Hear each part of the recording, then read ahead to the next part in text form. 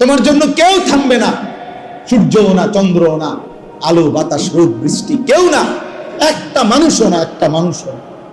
এ দুনিয়া বড় স্বার্থপর, বড় স্বার্থপর।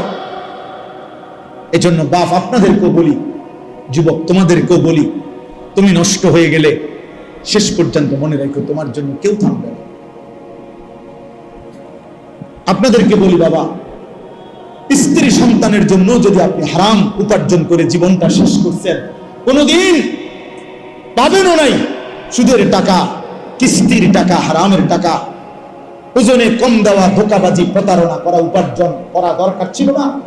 আপনার কলজার মধ্যে শয়তানে বসায় দিছে যে বউ বাচ্চার লাগে এগুলা করতেছো, করো না রে বাপ, খোদার কসম এরা মনে রাখবে না, এরা মনে রাখবে না, এরা কোনোদিন বলবে না, এরা মনে রাখবে। দুপুর বেলা জানাজা হইছে, আসরের পরে জানাজা হইছে, কানছে 2 ঘন্টা 4 ঘন্টা, জি পুত নাতি নাতনি স্ত্রী সন্তান। ওই দিনকেই এশার নামাজের পরে দেখা যাবে এরা সবাই পাশের বাড়ির থেকে ভাত তরকারি রাঁধতে আনছে, এরা খানা খাইতেছে, এরা গোশত খায়, মাছ খায়, ডাল খায়, সবই খাইতেছে এরা। এরা না কানছে অনেক, ওই কানছে আর কি।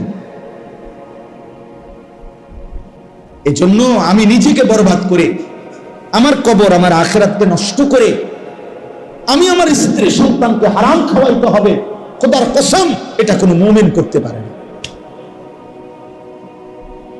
কোনো মুমিন করতে পারে। আমার ছেলে কোনোদিন 1 ওয়াক্ত ফজরের নামাজ পড়বে না, আর এমন জানোয়ারের জন্য আমি কামাই করুম, কমপক্ষে আমি আনিস, এমন বেকুব না।